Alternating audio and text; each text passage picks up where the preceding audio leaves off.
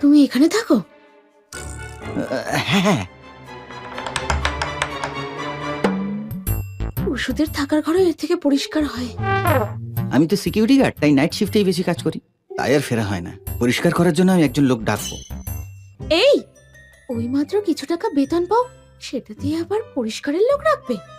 ছেড়ে দাও, আমি পরিষ্কার করে দেবো। এত নোংরা তুমি নিজেই পরিষ্কার করতে পারবে?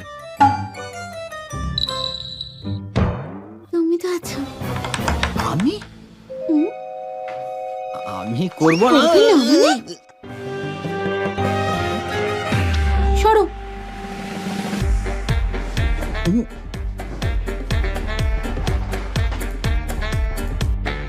চলো।